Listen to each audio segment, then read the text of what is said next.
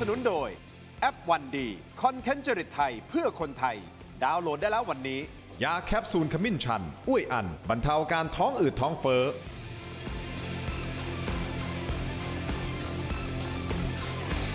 สวัสดีครับต้อนรับทุกท่านเข้าสู่รายการถกไม่เถียงครับประเด็นที่ผมจะถกวันนี้ขอเรียกร้องให้คุณพาวุฒิคุณป้อมพาวุฒินะครับออกมาพูดอะไรบ้างครับเท่าที่จำเป็นเท่าที่จะพูดได้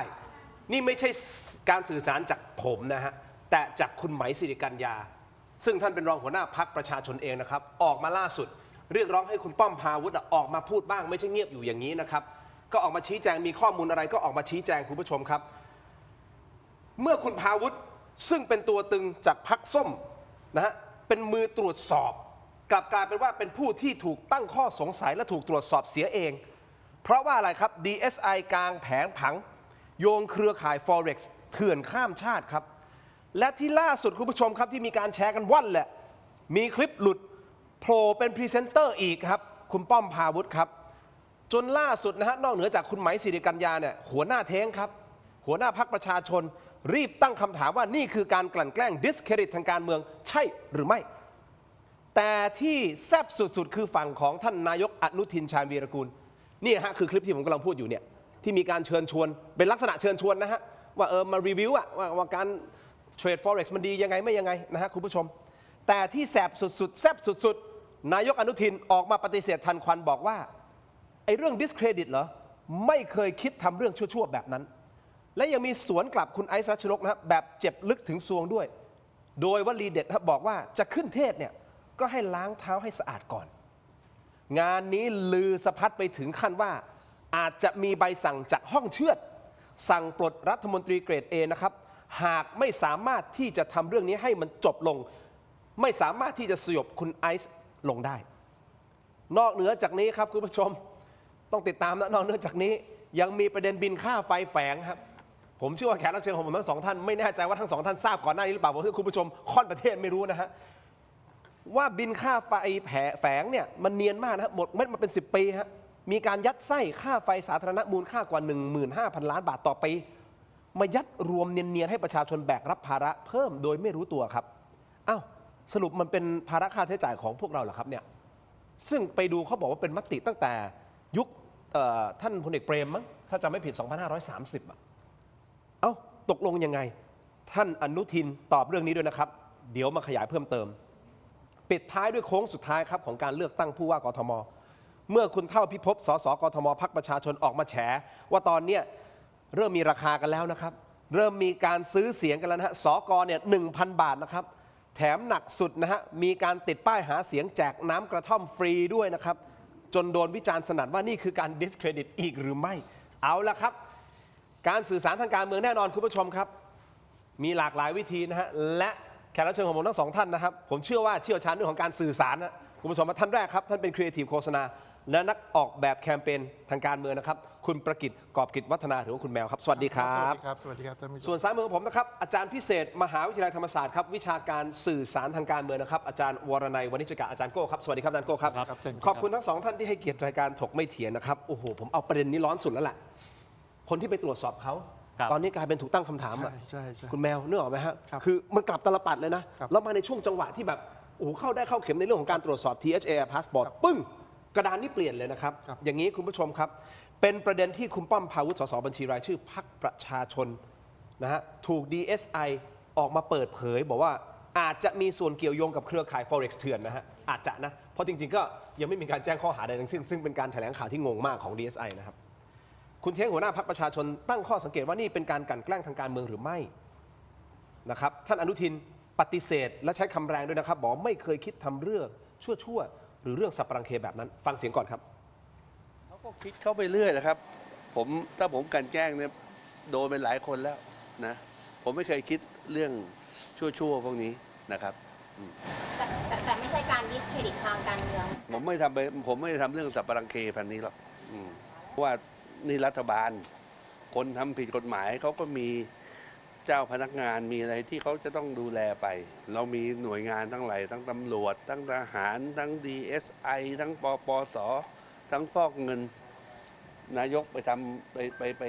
ำอะไรพวกนี้ไม่ได้หรอกครับ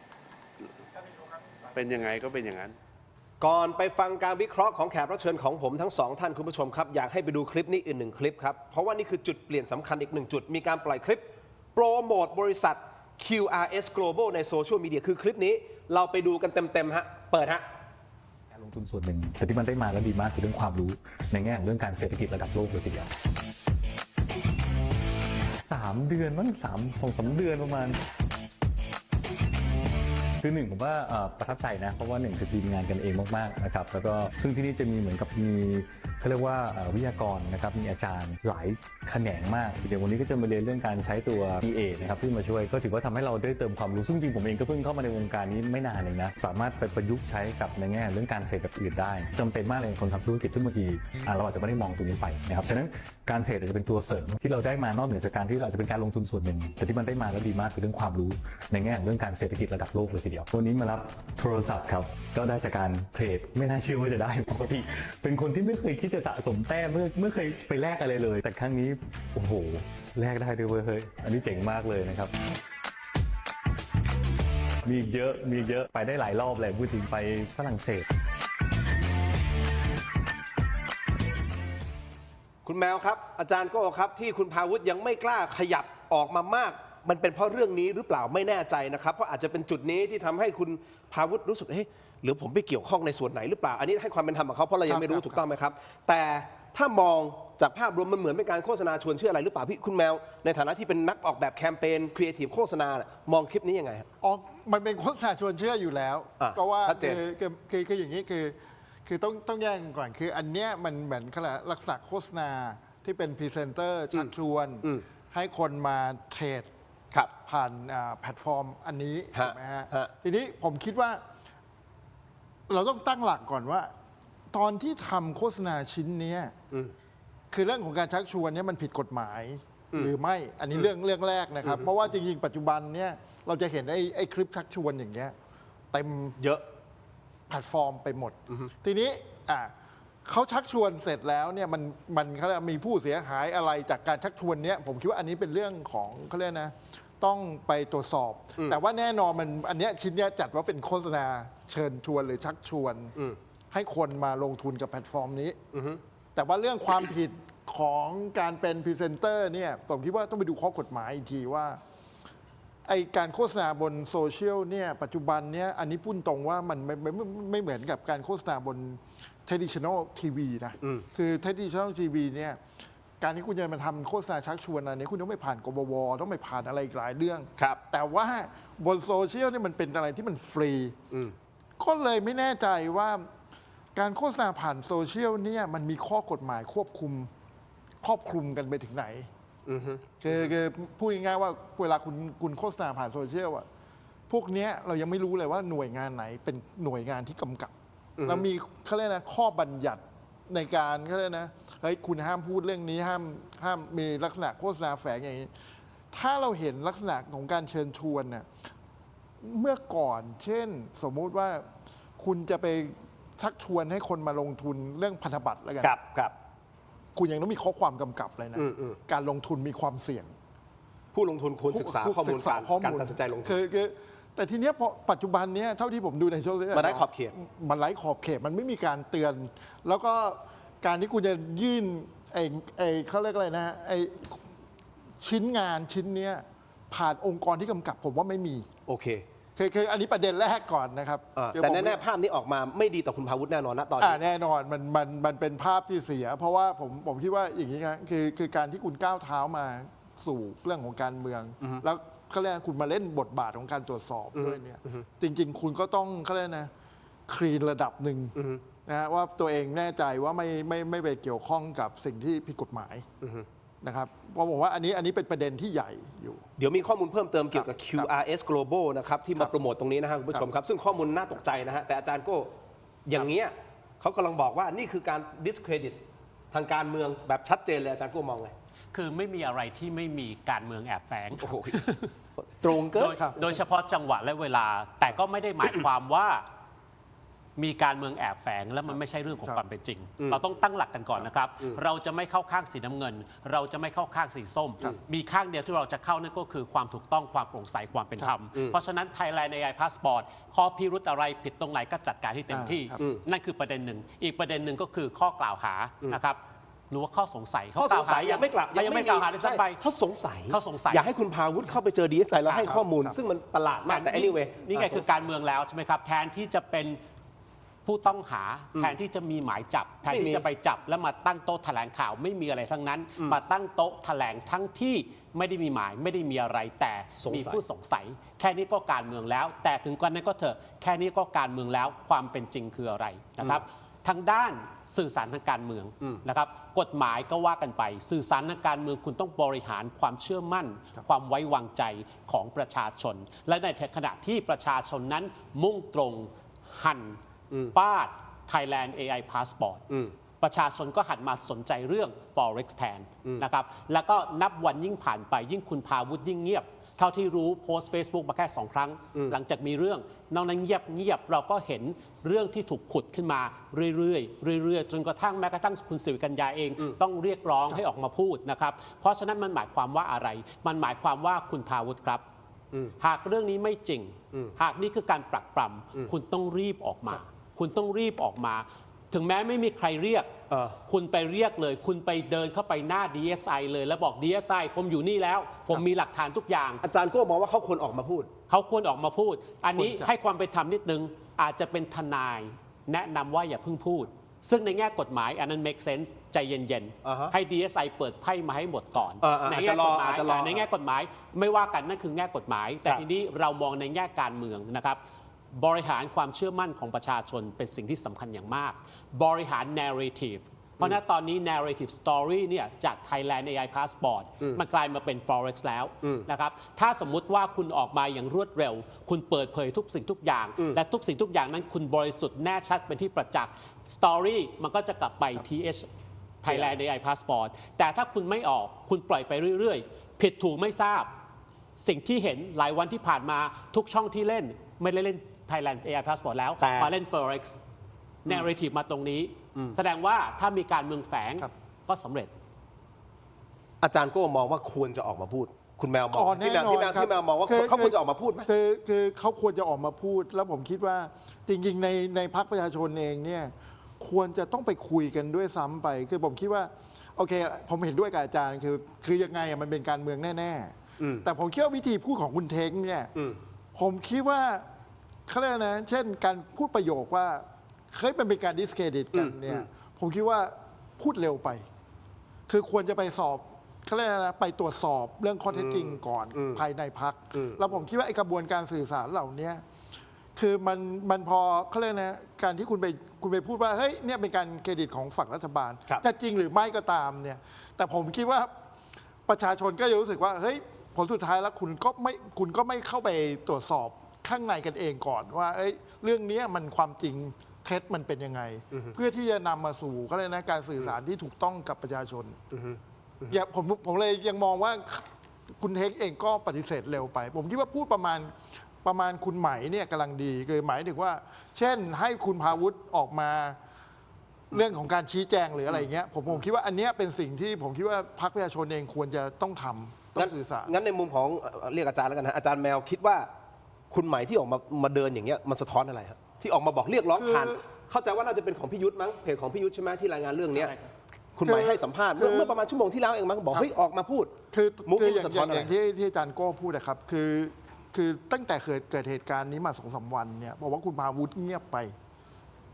เงียบไปแล้วก็ไม่มีเขาเรียกนะไม่มีข้อชี้แจงกับเรื่องที่เกิดขึ้นนะนี่ก็อย่างที่บอกว่าก็ได้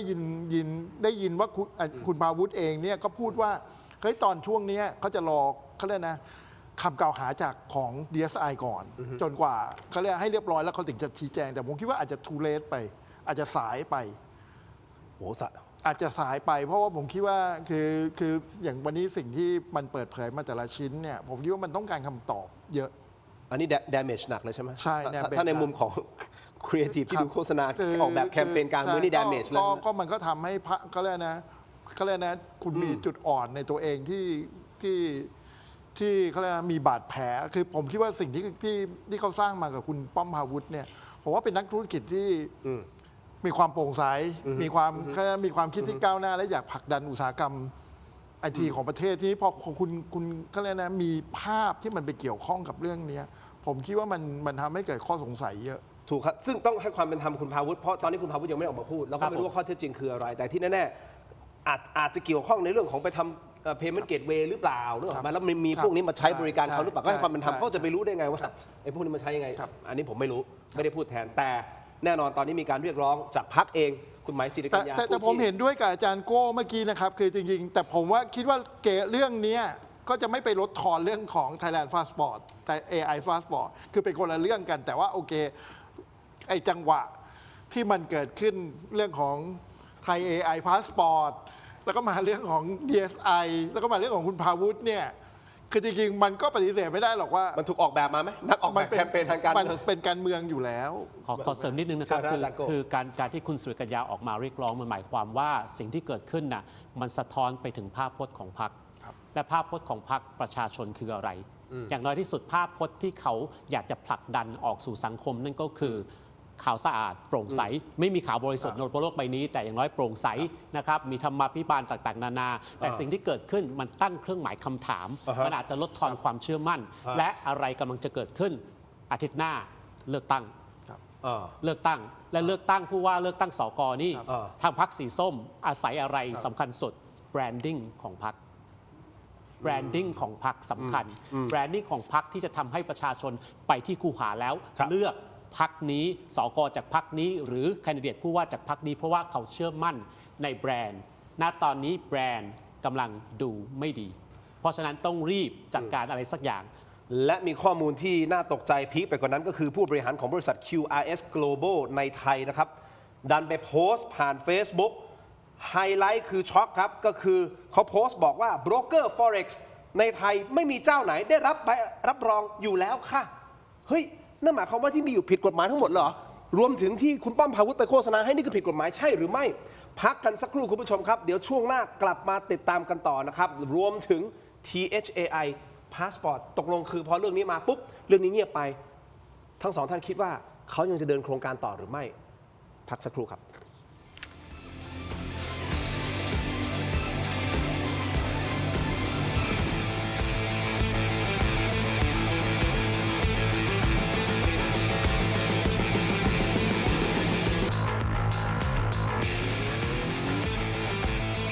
กลับมากันต่อครับผมไม่เถียงครับอยู่กับอาจารย์กู้อาจารย์แมวนะฮะพูดคุยกันต่อเลยคุณผู้ชมครับเดี๋ยวไปข้อมูลของคุณไหมศิริกัญญาสั้นๆนิดเดียวนะครับคุณผู้ชมท่านรองหัวหน้าพรรคประชาชนนะครับท่านให้สัมภาษณ์นะที่อาคารอนาคตใหม่นะครับบอกถึงความเคลื่อนไหวของคุณพาวุฒินะฮะบอกว่าคุณพาวุฒิเนี่ยหายหน้าหายตาไปหลายวันนะคุณผู้ชมครับจริงๆคุณศิริกัญญาบอกว่าเรารู้สึกถึงความหนักหนาสาหัสที่เกิดขึ้นเข้าใจว่าคุณพาวุฒิอาจจะอยากที่จะเตรียมเอกสารเพื่อไปคุยกับ DSIก็เลยยังไม่ปรากฏตัวในช่วงนี้แต่อย่างไรก็ตามนะครับก็อยากเรียกร้องให้นายพาวุฒิได้ออกมาพูดคุยและชี้แจงต่อสาธารณะและชี้แจงข้อเท็จจริงบ้างเท่าที่ทำได้ไม่กระทบต่อรูปคดีซึ่งเห็นว่ามีรายละเอียดออกมาอีกเรื่อยๆซึ่งทางพรรคประชาชนไม่ได้นิ่งนอนใจนะครับจะมีการตั้งคณะกรรมการเสาะหาข้อเท็จจริงเช่นเดียวกันอาจารย์แมวบอกว่าช้าเกินไปแล้วdamage is done ใช่แล้วก็ผมคือเมื่อกี้ที่ฟังจากที่คุณทินอ่านเนี่ยคือผมก็ยิ่งประหลาดใจไปอีกว่าทำไมคุณพาวุฒิเนี่ยไม่เข้าไปชี้แจงในพรรคก่อนหมายถึงไปทำความเข้าใจกับคนในพรรคก่อนกับคุณสิริกัญญากับเขาเรียกนะผู้บริหารของพรรคเนี่ยคือแสดงว่าไม่ได้คุยกันเลยมันเลยเกิดอาการที่เรียกว่าคุณใหม่ต้องมาเรียกร้องผ่านสื่อซึ่งผมว่าอันเนี้ยประหลาดใจมากเพราะผมคิดว่าหลังจากเกิดเรื่องมา2-3 วันนี้ในพรรคควรจะคุยเรียกคุณพาวุฒิมาคุยว่าเหตุการณ์มันเกิดอะไรขึ้นความเป็นจริงคืออะไรคือผมคิดว่าอันเนี้ยผมว่าที่ผ่านมาเนี้ยไม่เกิดการคุยเลยนี่ตั้งแต่ศุกร์ที่แล้วนะใช่ไหมตั้งแต่ศุกร์ที่แล้วใช่ก็เลยถึงเกิดอาการของคุณไหมมาเรียกร้องผ่านสื่อทั้งที่ผมคิดว่าในโปรเซสอะคือตัวพรรคเองอะสามารถที่จะเรียกเขาเรียกอะไรนะ สมาชิกของ ส เขา มาชิกในพรรคเนี่ยมาชี้แจงได้ ตกลงมันเป็นยังไงข้อ ถ้า เท็จ มัน จริง เป็นยังไง ล่าให้ เรื่อง ฟั เป็น ห ยังไงเนี่ยแต่ผมคิดว่าทำไมมันไม่มีโปรเซสนี้ มันถึงเกิดสิ่งที่คุณหมาย นถึ พู เกิ ด สิ่งที่คุณหมายพูด อาจารย์โก้จะเสริมให้ตรงนี้ สิ่งที่ชัดเจนนะครับชัดเจนกับผู้ชมทุกคนนะครับไม่ใช่ ครั แค่ บ เราเรียกร้องนะค ครั รับบ คุณสิริกัญญาเรียกร้อง คุณสิริกัญญาเรียกร้องเองเพราะฉะนั้นมัน ครับ เป็นเรื่องที่สำคัญอย่างมากนะครับก็ไม่ได้มีอะไรมากกว่านี้ก็คือพูดไปหมดแล้วว่า คุณ ครับ ควรจะออกมาไม่ได้เกี่ยวกับว่าคุณผิดหรือไม่ผิดอันนั้นให้กระบวนการยุติธรรมจัดการไป แต่เราวิเคราะห์ในแง่ความรู้สึกเชื่อมั่นของประชาชนทางด้านการเมือง แต่ว่าข้อมูลต่อจากนี้สิฮะอาจจะทำให้คุณผู้ชมเข้าใจสถานการณ์มากยิ่งขึ้น ครั ทำ บ ให้อาจารย์แมวอาจารย์โก้เข้าใจมากยิ่งขึ้นหรือเปล่านะครับ เป็นข้อมูลของผู้บริหารของบริษัท QRS Global ในไทยครับคุณผู้ชม ซึ่งเขาดันโพสต์ข้อความผ่าน Facebook ซึ่งไฮไลท์ชวนช็อกนะฮะก็คือคุณมาริกาคนนี้แหละชื่อมาริกานะฮะโพสต์และประโยคนี้เขาบอกว่าโบรกเกอร์ Forex ในไทยไม่มีเจ้าไหนได้รับใบรับรองอยู่แล้วค่ะ ซึ่งเหมือนเท่ากับยอมรับไกลๆว่าโบรกเกอร์ทั้งหมดที่ทำธุรกิจในไทยเนี่ยเถื่อนใช่หรือไม่ และผิดกฎหมาย 100% ใช่หรือไม่ คุณผู้ชมเข้าใจประเด็นนี้ไหมฮะเขาพูดอย่างเงี้ยเนี่ยเราไฮไลท์อะโบรกเกอร์ Forex ในไทยไม่มีเจ้าไหนได้รับใบรับรองอยู่แล้วค่ะ ซึ่งก็ทำให้เราชวนคิดต่อไปไงถ้าไม่มีเจ้าไหนได้รับใบอนุญาต หรือใบรับรองเนี่ยเขาดำเนินธุรกิจบนพื้นฐานอะไร กฎหมายอะไรที่เขาดำเนินธุรกิจอยู่ มันก็เลยถูกตั้งข้อสงสัยขึ้นมา แล้วการที่บริหารโบรกเกอร์ขาใหญ่ออกมาโพสต์แบบนี้ในไทยไม่มีเจ้าไหนได้รับใบรับรองอยู่แล้วค่ะเฮ้ยอย่างนี้มันทำให้ต่อจิ๊กซอว์ต่อไปไง ใช่ใช่ ต่อจิ๊กซอว์ต่ออ้าวแล้วที่คุณพาวุฒิมายืนอยู่ข้างหน้า แล้วมีตัว QRS Global แล้วก็พูดถือโทรศัพท์มือถือเฮ้ยแสดงว่าอันนี้มันผิดเหรอ ก็อันนี้ต้องไปดูข้อกฎหมาย แต่ว่าแน่นอนว่าโบรกเกอร์ที่ไม่ได้ถูกรับรองจาก QRS เนี่ยก็เท่ากับเถื่อนหมด ซึ่งถ้ามันเถื่อนหมดเนี่ยมันก็เขาเรียกเข้าข่ายการหลอกลวงประชาชน เพราะฉะนั้นในเขาเรียกนะในแง่ของคุณพาวุฒิอย่างที่เราเห็นเนี่ยคือถ้าผมดูจากความผิดเบื้องต้นเนี่ย ครับ ก็คือคุณก็แค่ผิดว่าคุณไปเป็นพรีเซนเตอร์ให้กับโบรกเกอร์เถื่อน แต่ว่าจะเขาเรียกเรื่องการพิสูจน์ว่าจะรู้ไม่รู้มาก่อนนี้อันนี้ก็ต้องไปว่ากันตามกฎหมาย ครับ แต่ผมคิดว่าอันเนี้ยมันก็น่าเห็นใจในมุมหนึ่งว่าเอ้ยถ้าสมมุติว่าเหมือนเราไปรับงานอ่ะเหมือนคุณดินเป็นพรีเซนเตอร์ไปรับงานเฮ้ยผมต้องไปถามว่าเฮ้ยบริษัทคุณจดทะเบียนถูกต้องหรือเปล่าอะไรเงี้ยผมว่ามันก็ประหลาดอยู่นะหมายถึงว่าตัวพรีเซนเตอร์จะเกิดหมายถึงว่าคืออันเนี้ยมันก็จะมีความที่แบบผมว่ามันต้องคือเนี้ยอย่างที่บอกว่าตัว QRS บอกว่าเฮ้ยตอนเนี้ยโบรกเกอร์ในไทยที่ ไม่มีใบรับรอง ไม่มีใบรับรองจากเขาก็แสดงว่ามันเถื่อนหมด นั่นถ้าตามคำพูดของเขานะ ถ้าตามคำพูดของเขานี่มันก็ต้องมาไล่ว่าเอ้ยแล้วไอ้โบรกเกอร์เถื่อนเนี่ยไปจ้างพรีเซนเตอร์ได้ไง ไปทำธุรกรรมทางการเงินพวกนี้ได้ไง สิ่งที่เราคิดต่อไปนะคุณผู้ชม แต่เรายังไม่รู้ข้อมูลเท็จจริงนะฮะ QRS เนี่ยคุณป้อมพาวุฒิไปเป็นพรีเซนเตอร์อย่างเดียว หรือว่ามีอย่างอื่นพ่วงด้วย ใช่ ตรงเนี้ย ทีนี้ สำคัญเพราะอะไร ทีนี้ เพราะเขาไปเจอเส้นเงินไง ถูก เส้นเงิน 2 ล้านต่อครั้ง 14 ครั้ง 28 ล้าน ทีนี้ผมอาจจะให้ความเป็นธรรมคุณพาวิทย์นี่เพราะว่าเราดูแค่คลิปหนึ่งเท่านั้นเองทีนี้ถ้าคลิปหนึ่งถ้าเราดูจากคลิปนี้เขาเป็นพรีเซนเตอร์ผมว่าความผิดเขาก็อยู่ตรงที่เป็นพรีเซนเตอร์ โอเค แต่ถ้านอกเหนือจากนั้น เช่นเขามีหุ้นส่วนอยู่ในโบรกเกอร์เรานี่อันนี้ก็เป็นอีกเรื่องหนึ่งที่ผมว่าก็น่าจะเป็นเรื่องใหญ่คืออันนี้ก็ต้องแยกกันเป็นเรื่องๆไป โอเค อาจารย์โก้จะข้อมูลเพิ่มเติม ครับ เดี๋ยวผมจะอ่านต่อมีข้อมูลเพิ่มเติมให้ความเป็นธรรมกับคุณมาริกาด้วยนะ เพราะเขาอ้างว่าเขามีไลเซนส์ถูกต้องในต่างประเทศนะเดี๋ยวจะไล่ให้ ครับ ถ้าโบรกเกอร์เถื่อนทุกอันในประเทศไทย ผมว่าปัญหาไม่ได้อยู่เพียงแค่ที่โบรกเกอร์แล้ว ใช่ ปัญหาอยู่ที่ประเทศไทยทั้งประเทศ ใช่ ปัญหาอยู่ที่ระบอบการเมืองปัญหาอยู่ที่ระบอบราชการว่าคุณปล่อยให้บริษัท ใช่ โบรกเกอร์ทุกบริษัทในประเทศไทยเป็นบริษัทเถื่อนหมด ถ้าที่คุณมาริกาพูดเป็นจริง คุณปล่อยแบบนี้ ใช่ ได้ยังไง เพราะฉะนั้นมันก็สรุปว่าประเทศนี้มันสีเทาหรือเปล่า ประเทศนี้มันเถื่อนหรือเปล่าที่ประชาชนก็คุยกันมาตั้งนานแล้วว่าทุกสิ่งทุกอย่างมันเกิดขึ้นได้ยังไงถ้าการเมืองและราชการไม่อำนวยความสะดวกหรือรับส่วนแบ่งใช่หรือไม่นะครับอันนี้ประเด็นนั้น QRS ขอเติมนิดนึงได้ไหมครับ ครับ ผ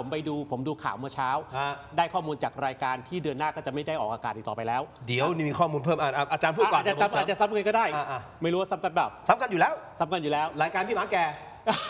เล่าเลยอาจารย์โก้จัดไป บริษัทจดทะเบียนที่นิวซีแลนด์ ฮะ แต่ license broker ได้จากประเทศอะไรรู้เปล่า ประเทศอะไรฮะ โคโมโรส โคโมโรสเคยได้ยินป่ะ ไม่ใช่แคนาดา ไม่ใช่แคนารูนอันนั้นเรารู้จักโคโมโรส โคโมโรสคืออะไร เป็นเกาะ เออ ในมหาสมุทรอินเดีย เออ ออกจากฝั่งทวีปแอฟริกา เออ ไม่ได้อยากกล่าวหาหรือด้อยค่าประเทศโคโมโรสนะครับ อ่าฮะ แต่ถามท่านผู้ชมทุกคนจริง ๆ ว่าพอได้ยินแบบนี้ความรู้สึกแรกคืออะไร ความรู้สึกแรกคือเออ เอ๊ะหรือเปล่า นี่ทีมงานของผมเจ๋งมาล่ะทำ Google Earth มาให้เลยเนี่ยโคโมโรสเกาะนี่แหละ ก่อนนี้แหละ คุณผู้ชมครับเอานี้ผมเสริมข้อมูลอาจารย์ ครับ โก้นิดนึงนะอาจารย์แมวอย่างนี้ให้ความเป็นธรรมกับคุณมาริกาเพราะคุณมาริกาบอกอะไรรู้ไหมครับเธออ้างว่าบริษัทของตนเนี่ยมีไลเซนส์ถูกต้องในต่างประเทศ แต่รายการของคุณหมาแก่ดนัยเอกมหาสวัสดิ์และคุณแมวสาวนะครับอมรรัตน์มหิทธิรุกเนี่ยนะฮะ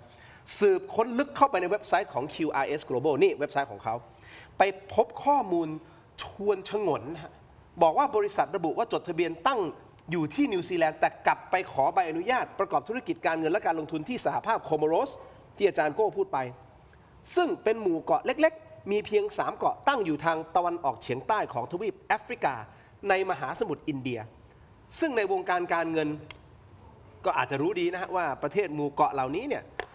แหมกฎหมายมันอาจจะแบบนะเบาๆสบายๆไม่มีการตรวจสอบเข้มงวดหรือเปล่าข้อมูลจากทนายวิทูลเก่งงานจำชื่อนี้ได้ไหมฮะทนายวิทูลเก่งงานถ้าย้อนกลับไปคดีดีไอคอนกรุ๊ปจำได้ไหมฮะทนายวิทูลออกมาใช่ไหมนี่คนนี้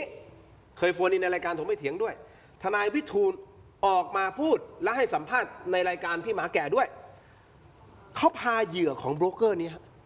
แต่ไม่ใช่โบรกเกอร์ QRS Global นะแต่เป็นโบรกเกอร์อีกอันหนึ่งชื่อว่า HFM 2 รายไปให้ข้อมูลกับ DSI ในฐานะพยานทนายก็เปิดเผยข้อมูลสำคัญบอกว่ารูปแบบของโบรกเกอร์เหล่านี้คือการรับแทงแบบ OTC over the counter โดยมีทั้งแบบส่งออเดอร์เข้าตลาดจริงก็คือ A-book และแบบตั้งตัวเป็นเจ้ามือรับกินรับใช้เองคล้ายกับเว็บพนัน B-book ซึ่งเหยื่อส่วนใหญ่มักจะเทรดเสียตามโค้ชแนะนำเทรดเสียตามโค้ชแนะนำนะไม่ได้เทรดเสียตามโค้ชแนะนำนะครับ QRS Global เคยมีประวัติถูกศาลที่ประเทศออสเตรเลียสั่งปิดบริษัทในเครือถึง95แห่งเนื่องจากว่ามีพฤติกรรมพัวพันกับสแกมเมอร์และไม่มีความน่าเชื่อถืออันนี้คือข้อมูลที่ได้มาจากรายการของพี่หมาแก่นะครับเหตุผลที่โบรกเกอร์เหล่านี้นิยมไปจดทะเบียนประเทศหมู่เกาะก็เพราะสามารถขอใบอนุญาตได้ง่ายและแทบไม่มีการตรวจสอบเลยอันนี้แหละมันก็เลยยิ่งทำให้สิ่งที่มันเกิดขึ้นมันฉงนขึ้นไปอีกอาจารย์ก็ คือถ้าบริษัท QRS ประวัติยาวเหยียดขนาดนั้นนะครับคำถามคือว่าแล้วประกอบธุรกิจในประเทศไทยมาตั้งนานได้ยังไงและทำไมเพิ่งมาประเด็นณตอนนี้หรือว่ามันมีการเมืองแอบแฝงจริงจะ discredit ทางการเมืองก็เลยพ่วงเอาบริษัทที่อาจจะเถื่อนเข้ามาด้วยและนี่คือวิธีบริหารประเทศไทยเหรอบริษัทเถื่อนโบรกเกอร์เถื่อนหวยเถื่อนคาสิโนเถื่อนอะไรเถื่อนปล่อยมันไปแต่ถ้ามีหนทางที่จะเล่นการเมืองจัดการมันอาจารย์แมวคิดว่าตอนนี้สถานการณ์ของคุณภาวุฒิตกอยู่ในสถานการณ์ที่อาการหนักคือยิ่งเงียบก็จะยิ่งหนักหนาเพราะผมคิดว่าเรื่องนี้ไม่ได้เป็นเรื่องง่ายในการอธิบายในที่สาธารณะนะครับเพราะว่าจริงเรื่องของเขาเรียกอะไรนะเรื่องของการเทรดเนี่ยเรื่องของเขาเรียกนะไม่ว่าจะ forex crypto อะไรก็แล้วแต่เนี่ยผมคิดว่าความเข้าใจการจะอธิบายต่อสาธารณะให้เข้าใจได้ง่ายๆเนี่ยผมคิดว่าไม่ง่ายนะครับให้เขาเรียกนะให้ตัวเองเนี่ยจะเคลียร์ออกจากเรื่องนี้ผมคิดว่าโอ้เป็นอะไรที่ยากและตกที่ตั้งลำบากอยู่ทีนี้ผมคิดว่าก็เห็นด้วยว่าจำเป็นที่คุณภาวุฒิเองเนี่ยต้องออกมาชี้แจงกับสาธารณะเพราะผมคิดว่าเรื่องนี้ถ้าเราตัดโอเคละตัดเรื่องการเมืองออกไปก็อย่างที่อาจารย์โก้พูดว่าผมว่าเรื่องนี้เป็นเรื่องใหญ่ตั้งแต่เรื่อง QRS ที่แบบออกมาพูดว่าเฮ้ยไอ้โบรกเกอร์ทั้งหมดเถื่อนเอาแล้วคุณหลอกมากันทั้งหมดนี้มันคือมีผู้เสียหายมีอะไรเยอะแยะมากมายแล้วที่สำคัญหน่วยงานของรัฐอีกตั้งหลายแห่งที่เฮ้ยคุณออกไปอนุญาตให้ QRSมาทำธุรกรรมในหรือปล่อยให้เขาทำในประเทศไทยได้ยังไงอะไรอย่างเงี้ยผมคิดว่าอันเนี้ยมันจำเป็นผมคิดว่าต้องชี้แจงมากๆแล้วก็เอาเข้าจริงๆนะผลสุดท้ายแล้วเนี่ยไอ้สิ่งที่กูจะเล่นทางการเมืองกับภาวุฒิเนี่ยอาจจะเป็นหอกที่มันย้อนกลับมาหาตัวรัฐบาลเองด้วยส่วนหนึ่ง เพราะว่าหน่วยงานรัฐที่ในกำกับอะคุณ โอเค คุณปล่อยให้มันเป็นอย่างนี้ได้ไง อันนี้จริงคุณผู้ชมครับ เพราะฉะนั้นเดี๋ยวผมขออนุญาตพักสักครู่สั้นๆนิดเดียวนะครับเดี๋ยวช่วงหน้ากลับไปตามเมื่อวานนี้อาจารย์ศิโรจน์นั่งอยู่ในรายการนะครับ อาจารย์ศิโรจน์พูดเลยบอกว่าก่อนหน้านี้มันมีการเรียกทั้งรัฐมนตรีทั้งสสผู้ที่เกี่ยวข้องเข้าห้องเย็น แล้วไปเชือดด่ารายตัว บอกว่าไอซ์คนเดียวทำไมเอาไม่อยู่ ครับ อันนี้คืออาจารย์ศิโรจน์พูดนะ อ่า ไอซ์คนเดียวทำไมเอาไม่อยู่ทำอะไรกันอยู่ ถ้าไม่สามารถจัดการไอซ์ได้ พวกคุณหลุดแน่นอน จบแน่นอน เอ้า แล้วใครจะเอาไอซ์อยู่ล่ะครับ ชั่วโมงนี้ ครับ พักสักครู่ครับ ช่วงหน้ากลับไปตามครับ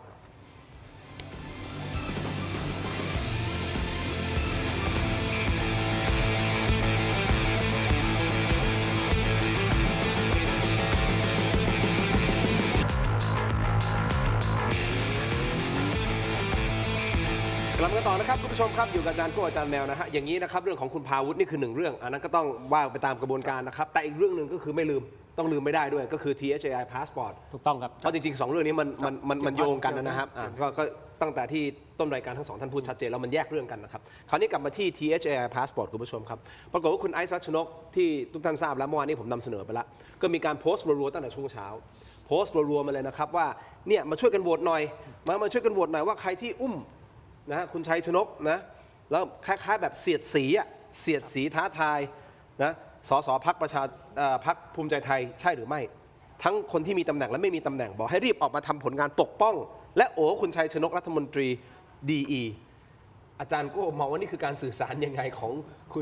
คุณไอซ์ออกมาแทงแบบนี้เลยอะเนี่ยแล้วก็ทำบทแบบเนี้ยโอ้โห ก็คือการสื่อสารที่แทงใจดำ ครับ มีประชาชนคนไหนบ้างที่สามารถปฏิเสธได้ว่าคุณชัยชนกไม่ได้รับการอุ้มมาตั้งแต่เป็นสสครั้งแรก อุ้มมาเป็นรัฐมนตรีดีอุ้มอยู่ทุกวันนี้ แม้กระทั่งโครงการ Thailand AI Passport ก็ยังต้องให้ปลัดกระทรวงดีอุ้ม ตัวเองนั้นเดินลอยตัวตั้งแต่วันแรกในสภาที่ยืนขึ้น แล้วก็บอกว่าผมแค่มอบนโยบายเรื่องอื่นผมไม่เกี่ยว นั่นก็ลอยตัวแล้วที่เหลือคนอื่นอุ้มหมด เพราะฉะนั้นสิ่งที่คุณไอซ์พูดก็ไม่ผิดนะมันพูดถูกเขาพูดถูกพูดแทงใจดำ และอันนี้มันเป็นการตีกันระหว่างฝ่ายค้านกับฝ่ายรัฐบาลแล้วใช่ไหมตอนเนี้ย ครับ มันคือชิงไหวชิงพริบในการชิง ชิง พื้นที่ ไหว สื่อ ชิงพลิบพูดตามตรงนะครับแซะกันไปแซะกันมาเหน็บกันไปเหน็บกันมา ซึ่งหลายคนอาจจะไม่ชอบ แต่สำหรับผมแล้วมันไม่ใช่เรื่องแปลกนะครับคุณไอซ์แซะเก่ง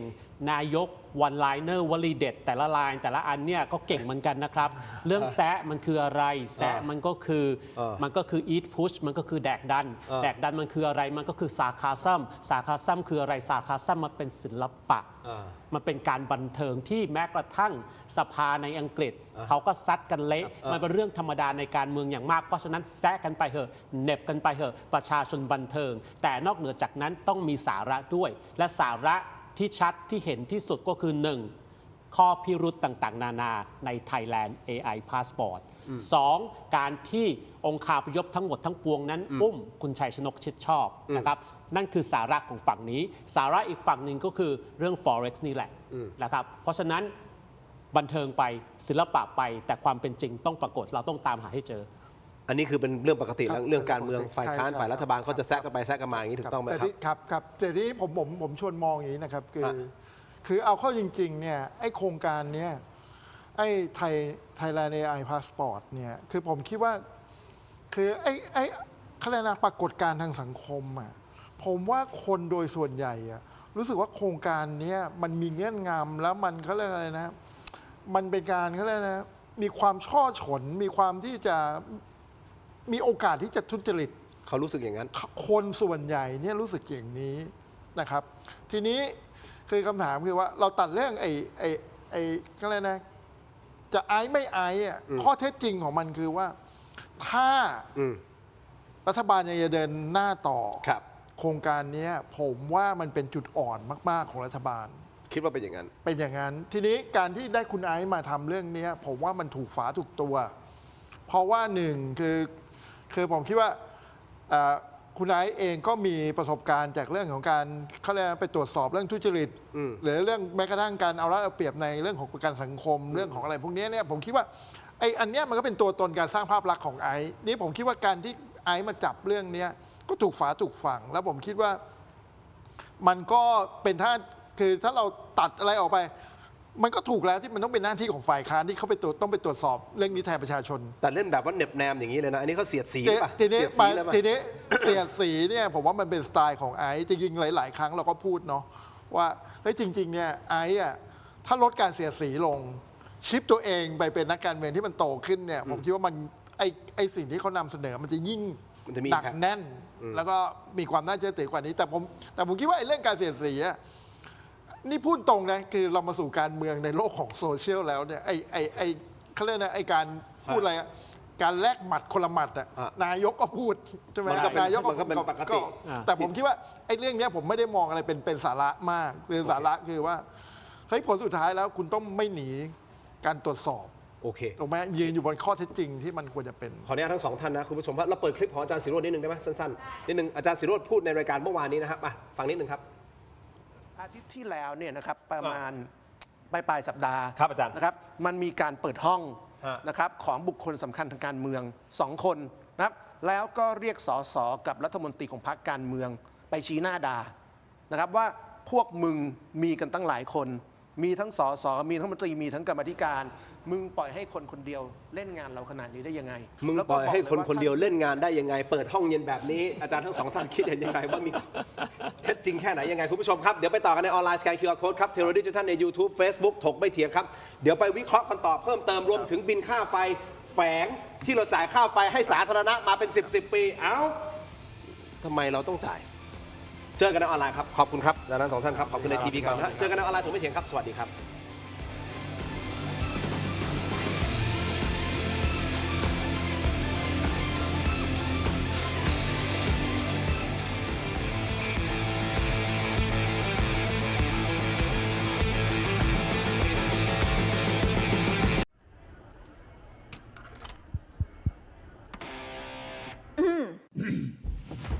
ไมบาซิน OTC รสส้มและรสมะนาว ยาอมบรรเทาอาการเจ็บคอ ช่วยระงับเชื้อในปากและลำคอ จากเกรเตอร์ฟาร์มาตรวจอ่านคำเตือนในฉลากก่อนใช้ยา เอากลับมากันต่อนะครับคุณผู้ชมถกไม่เถียงในช่วงออนไลน์นะครับคุณผู้ชมครับยังอยู่2ท่านนะครับอาจารย์วรนัยวณิชกะนะครับอาจารย์พิเศษ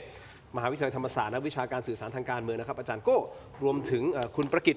กอบกิจวัฒนาครีเอทีฟโฆษณาและนักออกแบบแคมเปญการเมืองนะครับอาจารย์แมวพูดคุยกันนะฮะคุณผู้ชมครับแน่นอนแหละ THAI ก็ยังคงเป็นประเด็นร้อนอยู่ที่ต้องติดตามนะฮะคุณผู้ชมครับมันก็มีเรื่องของคุณภาวุฒิแทรกเข้ามานะฮะแล้วก็ค่อนข้างที่ดึงความสนใจออกไปจาก THAI ได้เยอะเลยเหมือนกันนะครับซึ่งหลายคนก็ตั้งคำถามกับ DSI ว่าออกมาแถลงข่าวช่วงนี้ซึ่งเป็นการแถลงที่หลายคนคิดว่าประหลาดไม่มีผู้ต้องหาไม่มีผู้ต้องมีแค่คนสงสัย ครับ ต้องสงสัย อยากให้เข้ามาให้ข้อมูลก็คือคุณป้อมพาวุฒิแล้วหลังจากนั้นก็จะมีคลิปนะแล้วก็ข้อมูลออกมาเป็นระยะนะฮะโดยขนาดคนของพรรคประชาชนเองก็บอกว่าเฮ้ยคุณป้อมเงียบเกินไปแล้วนะออกมาพูดบ้างเท่าที่สามารถที่จะพูดได้นะครับคุณผู้ชมก็คือคุณไหมศิริกัญญาเป็นคนพูดนะครับแต่ไปต่อคุณผู้ชมครับเมื่อวานนี้อาจารย์ศิโรจน์มาออกรายการถกไม่เถียงคุณผู้ชมเข้าประเด็นเลยเนาะแล้วพูดถึงประเด็นนี้ไว้น่าสนใจเดี๋ยวเราไปฟังคลิปเต็มๆอีกทีหนึ่งได้ไหมฮะให้คุณผู้ชมได้รับทราบเลยเดี๋ยวให้แขกรับเชิญของเราทั้งสองท่านได้ฟังเต็มๆเลยว่าอาจารย์ศิโรจน์พูดว่าอะไรเชิญครับ ที่แล้วเนี่ยนะครับประมาณปลายสัปดาห์ ครับอาจารย์ นะครับมันมีการเปิดห้อง ฮะ นะครับของบุคคลสำคัญทางการเมือง 2 คนนะครับแล้วก็เรียกสสกับรัฐมนตรีของพรรคการเมืองไปชี้หน้าด่านะครับว่าพวกมึงมีกันตั้งหลายคน มีทั้งสสมีทั้งรัฐมนตรีมีทั้งกรรมาธิการ มึงปล่อยให้คนคนเดียวเล่นงานเราขนาดนี้ได้ยังไง แล้วก็บอกเลยว่าถ้าเรื่องนี้จัดการไม่ได้นะครับเรื่องคนคนเดียวคือหมายถึงเคสคุณไอซ์ที่ออกมาเปิดเรื่องนั้นนี้ถ้าเคสนี้จัดการไม่ได้ เดี๋ยวจะเอาออกจากตำแหน่งรัฐมนตรี แล้วหลังจากนั้นก็จะมีกระบวนการที่รัฐมนตรีเนี่ยเริ่มไปพบสื่อเริ่มไปคุยกับคนพวกนี้ว่าจะทำยังไงให้ข่าวเรื่องโครงการนี้มันผ่อนหนักเป็นเบานะครับอาทิตย์ที่แล้วมีการกินข้าวกันนะครับรัฐมนตรีเรียกสื่อไปพบ แล้วก็ขอร้องสื่อที่ตัวเองพอจะคุยได้ว่าเบาๆเรื่องนี้หน่อยได้ไหม มันเป็นรัฐมนตรีเกรด โอ้ผมว่าก็เรียกกันหมดนะครับเพราะว่าเวลาเรียก เกร รั ด ฐ A มนตรี เลยปะ เนี่ยก็ต้องเรียกเกรด A ด้วยครับเรียกแต่เกรด B เกรด B จะไปทำอะไรได้เพราะฉะนั้นก็ต้องเรียกเกรด A นะครับแต่กลุ่มที่เรียกเนี่ยไม่ใช่สายเทคโนแครดกลุ่มที่เรียกเนี่ยคือกลุ่มรัฐมนตรีกลุ่มการเมือง กลุ่มบ้านใหญ่กลุ่มตระกูลการเมืองนะครับสายเทคโนแครดเขาไม่ทำอะไรพวกนี้อยู่แล้วเพราะฉะนั้นเวลาเขาเรียกเนี่ยเขาก็เรียกกลุ่มที่เป็นนักการเมืองจะเป็นกลุ่มที่เป็นสสหรือกลุ่มที่ไม่ได้เป็นสสแต่มาเป็นรัฐมนตรีในโควต้าสส เอาอย่างนี้ก่อนที่จะไปฟังทั้งสองท่านว่าคิดเห็นอย่างไรกับข้อมูลของอาจารย์ศิโรจน์ว่ามันมีมูลนะจริงเท็จแค่ไหนอย่างไร แต่คำถามสำคัญก็คือสิ่งที่อาจารย์ศิโรจน์พูดคือคนคนนี้เขารู้สึกว่าแบบเฮ้ย ทำไมเอาไอซ์ไม่อยู่กันเลยเหรอวะความหมายคือเนี่ยผมแปลภาษาชาวบ้านนะคือแบบเฮ้ยมึงทำอะไรกันวะทำไมปล่อยให้คนคนเดียวมาสร้างแบบโอ้โหแรงกระเพื่อมขนาดนี้ให้กับเราเอากันไม่อยู่เลยเหรอเอาอย่างนี้ไม่มีใครในรัฐบาลต้านพลังของคุณไอซ์ได้เลยหรือทั้งสองท่านมองยังไงอาจารย์โจโกะ ก็ดูจะเป็นอย่างนั้นคือเราต้องเข้าใจก่อนนะครับคุณไอซ์วัชนกเนี่ยผมไม่เคยเจอไม่ได้รู้จักส่วนตัวนะครับ แต่เท่าที่ดูตั้งแต่แกขี่จักรยาน ล้มยักษ์ใหญ่วันอยู่บำรุงนะครับประชันหน้ากับสุชาติชมกลิ่นก็ประชันมาแล้วจ้องตากับชาดาไทยเศษก็จ้องตามาแล้ว112ก็โดนมาแล้วทุกสิ่งทุกอย่างเนี่ยทั้งหมดทั้งปวงมันหมายความว่ายังไงมันหมายความว่าผู้หญิงคนนี้เขาถนัดจัดการกับเหล่ายักษ์ใหญ่และไม่มีใครเอาเขาลงได้ง่ายๆแต่ละคนที่ผมเอ่ยชื่อมาแต่ละคนมีใครกล้าทำอะไรกับเขาบ้างแต่คุณไอซ์วัชนกกล้าทำอะไรกับเขากล้าที่จะยืนหยัดเพราะฉะนั้นผมเข้าใจนะครับว่าในสังคมเนี่ยคุณไอซ์วัชนกคนรักก็มีคนเกลียดก็มีนะครับผมก็ไม่ได้เห็นด้วยกับคุณไอซ์วัชนกทุกเรื่องแต่ด้วยความกล้าหาญนะครับความที่ไม่มีใครเอาเขาลงผมมีคำเดียวที่จะให้เขานั่นก็คือ respect respect ในความกล้าหาญ โอเค เขาถึงมีกองเชียร์เยอะ ถูกผิดว่ากันไปคดีต่างๆที่เขาโดนเขาก็ต้องไปว่ากันไป แต่ความกล้าหาญที่จะประชันในสิ่งที่เขาเชื่อว่าไม่ถูกต้องไม่เป็นธรรม ความกล้าหาญที่ประชันกับเหล่าบุคคลที่สังคมมองว่าเป็นผู้มีอิทธิพลในประเทศไทย สิ่งนี้แหละอยากเห็นมากกว่านี้จากนักการเมืองชาวไทยทุกคนไม่ใช่แค่คนเดียว ไม่ใช่โอเค ครับ อาจารย์แมวมองไหมครับ ก็คล้ายๆกับอาจารย์โก้ครับที่ผมขยายมุมมองนิดนึงคือผมคิดว่าเขาเรียกนะต้องมาลุมกินโต๊ะไอซ์เนี่ยคือจริงๆมันก็เป็นภาพตัดของการเมืองเก่ากับการเมืองนักการเมืองใหม่เนาะทีนี้ผมคิดว่าตัวไอซ์เองเนี่ยด้วยเขาเรียกนะด้วยการต่อสู้ที่ผ่านมาเนี่ยผมว่าคนเนี่ยให้การยอมรับไอซ์เรื่องของการตรวจสอบในระดับหนึ่งเลยในเรื่องของประกันสังคมเรื่องของอะไรต่ออะไรเรื่องของการฟาดฟันพวกนี้เนี่ยทีนี้ผมคิดว่าตัวบ้านใหญ่เองต่างหากที่ผมคิดว่าแผลเยอะมีแผลอะไรเต็มตัวไปหมดแตะตรงไหนก็เป็นเรื่องทั้งนั้นแล้วก็รัฐบาลเนี่ยผมอย่างที่ผมบอกว่ารัฐบาลเนี่ยมีต้นทุนต่ำอยู่ในระดับหนึ่งแล้วมีความแบบเรียกก่อนที่จะมาเป็นระบอบสีน้ำเงินนี่ก็มีความแบบเฮ้ยสงสัยในเรื่องของความเทาๆอยู่ใช่ไหมฮะทีนี้ผมคิดว่าภาพลักษณ์ของไอซ์เองเนี่ยเขาไม่มีประโยชน์ตอนนี้นะณตอนนี้เนี่ยผมคิดว่าภาพลักษณ์ของไอซ์เนี่ยยังไม่มีบาดแผลยังไม่มีประโยชน์ไม่มีผลประโยชน์อะไรเข้าไปเกี่ยวข้องเพราะฉะนั้นเนี่ยไอ้ภาพอย่างเนี้ยเป็นภาพที่ผมคิดว่านักการเมืองเก่ากลัวมากคือผมคิดว่าไอ้ภาพคือจะหาวิธีจัดการจะเอาช่องไหนไปจัดการไอซ์ล่ะเพราะไอซ์มันไม่มีผลประโยชน์อะถูกไหมฮะคือไม่ได้ไอซ์ก็ไม่ได้ไปนั่งในบริษัทบริหารอะไรที่เกี่ยวข้องมีผลประโยชน์ทับซ้อนซึ่งผมคิดว่าไอ้สิ่งเหล่านี้มันหาได้ยากในนักการเมืองเพราะฉะนั้นเนี่ยผมคิดว่าไอ้การที่คุณจะเอาทั้งหมดจะเกรด A เกรด B อะไรของคุณก็แล้วแต่เนี่ยมาเนี่ยหนึ่งผมคิดว่าผลสุดท้ายคุณก็ต้องมาใช้ไอ้เขาเรียกนะกลไกหรือเครื่องมือรัดไอ้วิธีที่เขาเรียกนะพูดง่ายถ้าภาษาชาวบ้านคือวิธีใต้ดินเนี่ยถูกไหมซึ่งมันก็ทำอะไรไอซ์ไม่ได้อย่างล่าสุดก็มีเห็นเรื่องของสสเรื่องไกลก็จะท่านเรืองไกรลีกิจวัฒนะไปยื่นปปชให้ตรวจสอบทรัพย์สินไม่ยื่นบัญชีทรัพย์สินใช่ไหม สงสัยปิดหรือเปล่าซึ่งผมคิดว่าไอซ์ก็ไม่ได้แคร์หรอกคือก็ผลสุดท้ายแล้วผมคิดว่าไอซ์ก็คงจะต้องยืนหยัดอยู่บนไอ้เรื่องการตรวจสอบอย่างนี้แหละนะครับแล้วซึ่งผมคิดว่าอันนี้ล้มยากเพราะว่าอย่างที่บอกว่าตัวไอซ์ต้นทุนเขาสูงคือต้นทุนเขาสูงคืออะไรต้นทุนเขาเพราะเขาไม่มีผลประโยชน์ทับซ้อนในสิ่งที่เขาในสาธารณะหรือของประชาชนผมคิดว่าอันเนี้ยเป็นอะไรที่ผมคิดว่าพรรคเขาเรียกนะพรรคทางฝั่งรัฐบาลเองเนี่ยผมว่าก็อย่างที่ต้องคิดหนักแล้วก็อย่างที่คือถ้าฟังอย่างอาจารย์ศิโรจน์ว่าเอ้ยคุณถึงก็ต้องมีเรียกมาห้องเย็นงั้นต่อเลยมาบรีฟอาจารย์แมวเชื่ออาจารย์ศิโรจน์ไหมว่ามีเหตุการณ์นั้นเกิดขึ้นผมเชื่อว่าเป็นไปได้ผมเชื่อว่าเป็นว่าเรียกมาห้องเย็นแล้วก็แบบไล่เรียงด่าเฮ้ยมึงอะไรของมึงทำไมถึงทำอะไรไม่ได้วะเผลอผมว่าไม่ใช่แค่เป็นสสในพรรคเลยคือผมคิดว่าอาจจะมีแบบข้าราชการเข้าไปอยู่ในนั้นด้วยไหมรัฐมนตรีอะไรก็ว่าก็ต้องว่ากันไปแบบให้ไปใช้กลไกหน่อยที่จัดการไออะไรอย่างเงี้ยซึ่งผมเชื่อนะเชื่อว่ามีเพราะว่าคือไอ้การเมืองลักษณะอย่างเงี้ย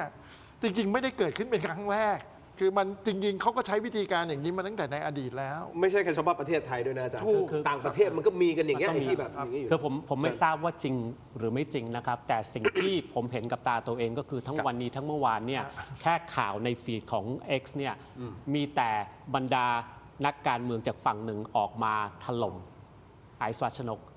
เต็มไปหมดไม่ว่าด้วยวาจา ไม่ว่าด้วยจะดำเนินการทางกระบวนการทางกฎหมาย ทุกคน ครับ ออกมาถล่มกันหมดนะค ครั รับ บ ซึ่งผมก็ว่าอีกนั่นแหละ ล้มยากครับ เพราะว่าอะไร ตามหลักการแล้วหากคนเรามีจุดยืน จะล้มเขายาก แต่ถ้าหากไม่มีจุดยืน แค่ลมพัดเบาๆเนี่ย ครับ ก็พร้อมจะล้มแล้ว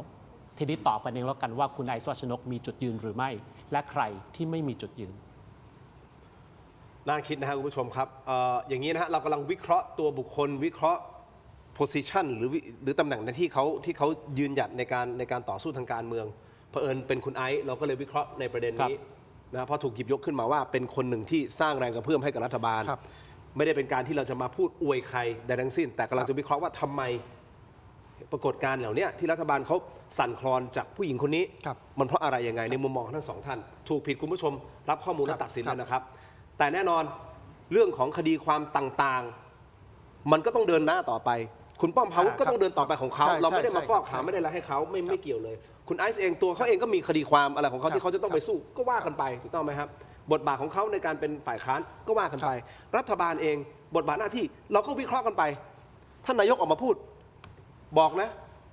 น่าจะสื่อสารถึงไอซ์เลยบอกว่าเฮ้ยถ้าจะขึ้นเทศต้องล้างเท้าก่อนนะ ถูกก็อย่างที่ผมบอก นี่ ครับ มีคนเดียวที่ตอบกลับได้ ครับ นายกใช่หรือไม่ คืออย่างนี้นะไอ้ขึ้นเขาเรียกว่าจะขึ้นเทศต้องล้างเท้าก่อนเนี่ยขึ้นธรรมาสน์ต้องล้างเท้าก่อนเนี่ยจริงๆไอ้คำพูดเนี่ยนะครับจริงๆอ่ะผมว่ามันสะท้อนที่รัฐบาลมากกว่าไอซ์อีก อุ้ย คือหมายถึงว่ารัฐบาลเนี่ย โอ้ย ก่อนที่คุณจะขึ้นธรรมาสน์กับเรื่อง อ๋อ เทศนาเรื่องคอร์รัปชันหรือจะเอาจริงเอาจังและคอร์รัปชันเนี่ย อ่า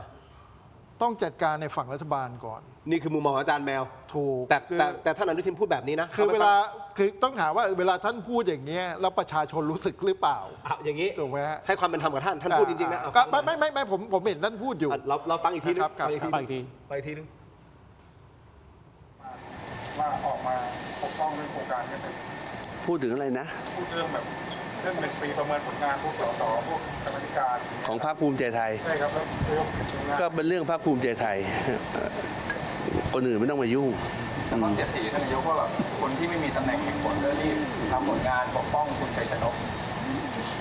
เอาที่สบายใจไม่มีปัญหาจะขึ้นเทศก็ล้างเท้าให้สะอาด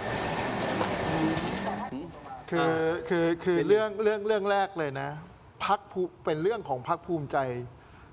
ไม่ต้องมายุ่งเนี่ยต้องถามว่า THAI passport เนี่ยเป็นเรื่องของพรรคภูมิใจไทยหรือเป็นเรื่องของประเทศ ถ้าเป็นเรื่องของประเทศคือเรื่องของภาษีของเรานะ เพราะฉะนั้นไอซ์ก็กำลังทำหน้าที่ไปยุ่งเรื่องนี้ในฐานะของเป็นตัวแทนของประชาชน ครับ ถูกไหมฮะเพราะฉะนั้นเวลาท่านพูดอย่างนี้เนี่ยมันก็ต้องมีมันไม่ใช่แค่ว่าคุณพูดอย่างนี้แล้วคนจะไปเชื่ออย่างนั้นคือผมคิดว่าอันเนี้ยคนไทยแยกออก อันไหนเป็นเรื่องของพรรคภูมิใจไทย อันไหนเป็นเรื่องผลประโยชน์ของประเทศ ครับ ถูกไหมฮะทีนี้ไอ้เรื่องล้างเท้าเนี่ยผมคิดว่าก็มาจากเรื่องของคุณพาวุฒินี่แหละคือผมคิดว่า โอเค ก็เขาเรียกว่ารวบตึงมาเป็น